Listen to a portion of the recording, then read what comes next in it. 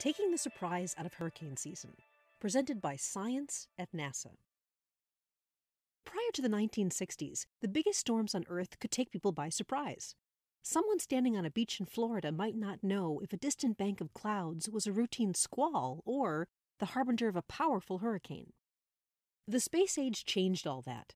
Satellites orbiting the Earth can image, probe, and track hurricanes, alerting forecasters and laypeople alike to storms in the offing. In recent decades, the introduction of supercomputers and physics-based models of storm dynamics, combined with satellite, airborne, and surface data, have pushed the accuracy of forecasts issued by the National Oceanic and Atmospheric Administration, NOAA, to a new level of precision. As forecasters have improved storm tracks, however, an area of forecasting has lagged behind, predicting the intensity of storms. In other words, how strong will the winds be blowing when a hurricane makes landfall? Scott Brown, hurricane expert at NASA's Goddard Space Flight Center in Greenbelt, Maryland, says, from 1990 to around 2010, there wasn't much improvement in the accuracy of hurricane intensity forecasts. In the last several years, we have started to see drops in intensity forecast errors. This can be credited to a number of factors, including better measurements from satellite and airborne platforms, improvements to the physics and numerical weather prediction models, and improved methods of ingesting NOAA and NASA data into models that describe the state of the atmosphere. An important part of predicting intensity is seeing what's going on deep inside a storm. Evaporation of water from the warm ocean surface powers hurricanes and causes them to intensify. Hotter sea surface temperatures at the base of a storm, therefore, can load a hurricane with more energy. On the other hand, wind shear can tear a storm apart, causing it to weaken. So, how do you collect data from inside a giant storm? First, you can fly right into it. In recent years, NASA has sent research aircraft directly into or over storms as part of the Genesis and Rapid Intensification GRIP experiment in 2010 and the Hurricane and Severe Storm Sentinel HS-3 mission from 2012 to 2014. These aircraft were flown to investigate the formation and intensification of storms. Operational airplanes, such as NOAA's P-3s and the Air Force's C-130s, are hurricane hunters and fly missions into the heart of storms to collect valuable airborne datasets. Additionally, NOAA's Sensing Hazards with Operational Unmanned Technology, or SHOUT program, utilizes a NASA unmanned Global Hawk aircraft to observe and predict high-impact oceanic weather. You can also get a view from an eye in the sky. The Global Precipitation Measurement (GPM) Core Observatory, a joint mission between NASA and the Japan Aerospace Exploration Agency JAXA, launched in February 2014 and carries instruments that show precipitation location and intensity at higher resolutions than were previously available. Microwave imagers, such as the one onboard GPM, can look through the cloud tops to observe where and how much precipitation occurs. Additionally, GPM's dual-frequency precipitation radar provides a 3D view of precipitation structure. Dahlia Kirschbaum, a deputy project scientist for GPM, says, images from GPM and similar sensors are posted on the internet in near real time, so forecasters can immediately see the latest data. An upcoming NASA mission aims to improve storm intensity forecasting even more. The Cyclone Global Navigation Satellite System, CYGNSS, is scheduled to launch in 2016. CYGNSS's 8 microsatellites will utilize Global Positioning System (GPS) signals to make surface wind measurements. Direct GPS signals will pinpoint CYGNSS observatory positions, while GPS signals reflected off of the ocean's surface will indicate wind speed based on how much the winds rough up that surface. The stronger the winds, the rougher the ocean surface. CYGNSS will be able to measure winds in heavy rain regions inside the storm, where current wind-sensing satellites have problems, and will provide much more frequent observations compared to the once or twice-a-day measurements from current sensors. Earth-orbiting satellites, helping take the surprise out of hurricane season since the 1960s. For more information about hurricane season in ever-improving detail, visit science.nasa.gov.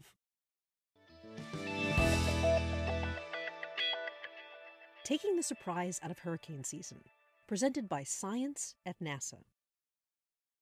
Prior to the 1960s, the biggest storms on Earth could take people by surprise. Someone standing on a beach in Florida might not know if a distant bank of clouds was a routine squall or the harbinger of a powerful hurricane. The space age changed all that. Satellites orbiting the Earth can image, probe, and track hurricanes, alerting forecasters and laypeople alike to storms in the offing. In recent decades, the introduction of supercomputers and physics-based models of storm dynamics, combined with satellite, airborne, and surface data, have pushed the accuracy of forecasts issued by the National Oceanic and Atmospheric Administration, NOAA, to a new level of precision.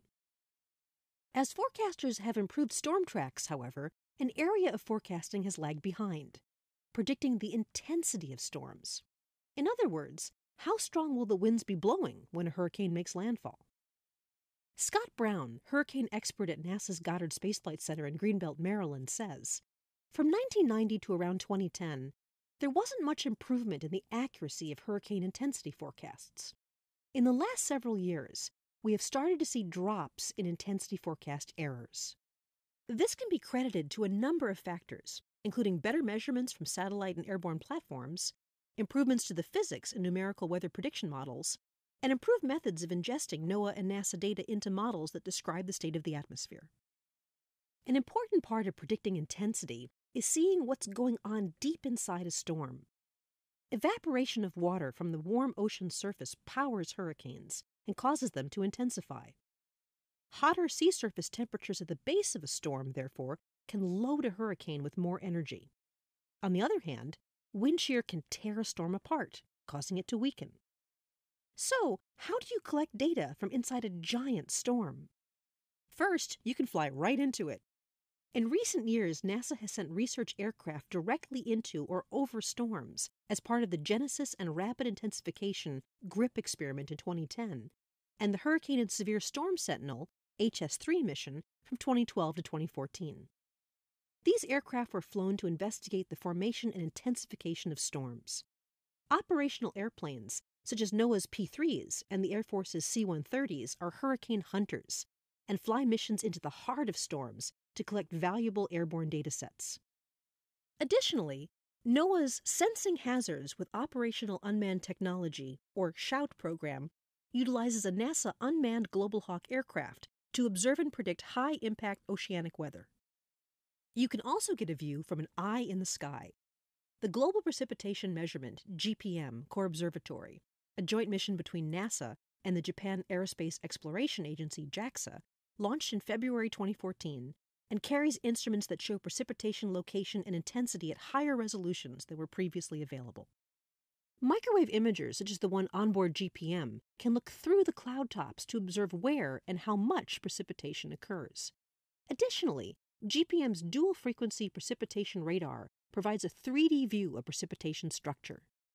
Dahlia Kirschbaum, a deputy project scientist for GPM, says, images from GPM and similar sensors are posted on the internet in near real time, so forecasters can immediately see the latest data. An upcoming NASA mission aims to improve storm intensity forecasting even more. The Cyclone Global Navigation Satellite System, CYGNSS, is scheduled to launch in 2016. CYGNSS's 8 microsatellites will utilize Global Positioning System (GPS) signals to make surface wind measurements. Direct GPS signals will pinpoint CYGNSS observatory positions, while GPS signals reflected off of the ocean's surface will indicate wind speed based on how much the winds rough up that surface. The stronger the winds, the rougher the ocean surface. CYGNSS will be able to measure winds in heavy rain regions inside the storm, where current wind-sensing satellites have problems, and will provide much more frequent observations compared to the once or twice-a-day measurements from current sensors. Earth-orbiting satellites, helping take the surprise out of hurricane season since the 1960s. For more information about hurricane season in ever-improving detail, visit science.nasa.gov.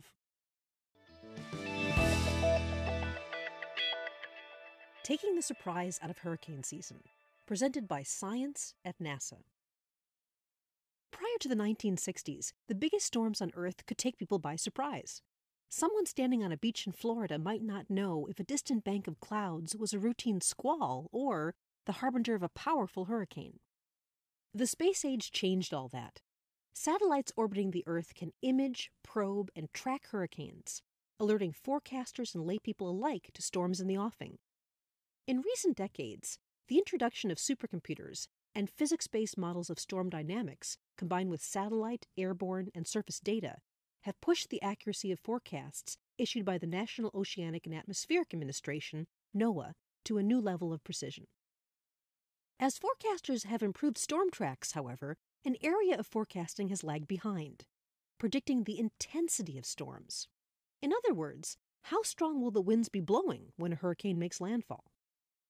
Scott Brown, hurricane expert at NASA's Goddard Space Flight Center in Greenbelt, Maryland, says, from 1990 to around 2010, there wasn't much improvement in the accuracy of hurricane intensity forecasts. In the last several years, we have started to see drops in intensity forecast errors. This can be credited to a number of factors, including better measurements from satellite and airborne platforms, improvements to the physics and numerical weather prediction models, and improved methods of ingesting NOAA and NASA data into models that describe the state of the atmosphere. An important part of predicting intensity is seeing what's going on deep inside a storm. Evaporation of water from the warm ocean surface powers hurricanes and causes them to intensify. Hotter sea surface temperatures at the base of a storm, therefore, can load a hurricane with more energy. On the other hand, wind shear can tear a storm apart, causing it to weaken. So, how do you collect data from inside a giant storm? First, you can fly right into it. In recent years, NASA has sent research aircraft directly into or over storms as part of the Genesis and Rapid Intensification GRIP experiment in 2010, and the Hurricane and Severe Storm Sentinel HS-3 mission from 2012 to 2014. These aircraft were flown to investigate the formation and intensification of storms. Operational airplanes, such as NOAA's P-3s and the Air Force's C-130s, are hurricane hunters and fly missions into the heart of storms to collect valuable airborne data sets. Additionally, NOAA's Sensing Hazards with Operational Unmanned Technology, or SHOUT program, utilizes a NASA unmanned Global Hawk aircraft to observe and predict high-impact oceanic weather. You can also get a view from an eye in the sky. The Global Precipitation Measurement (GPM) Core Observatory, a joint mission between NASA and the Japan Aerospace Exploration Agency (JAXA), launched in February 2014 and carries instruments that show precipitation location and intensity at higher resolutions than were previously available. Microwave imagers, such as the one onboard GPM, can look through the cloud tops to observe where and how much precipitation occurs. Additionally, GPM's dual-frequency precipitation radar provides a 3D view of precipitation structure. Dahlia Kirschbaum, a deputy project scientist for GPM, says, images from GPM and similar sensors are posted on the internet in near real time, so forecasters can immediately see the latest data. An upcoming NASA mission aims to improve storm intensity forecasting even more. The Cyclone Global Navigation Satellite System, CYGNSS, is scheduled to launch in 2016. CYGNSS's 8 microsatellites will utilize Global Positioning System GPS signals to make surface wind measurements. Direct GPS signals will pinpoint Cygnus observatory positions, while GPS signals reflected off of the ocean's surface will indicate wind speed based on how much the winds rough up that surface. The stronger the winds, the rougher the ocean surface. Cygnus will be able to measure winds in heavy rain regions inside the storm, where current wind-sensing satellites have problems, and will provide much more frequent observations compared to the once or twice-a-day measurements from current sensors. Earth-orbiting satellites, helping take the surprise out of hurricane season since the 1960s. For more information about hurricane season in ever-improving detail, visit science.nasa.gov.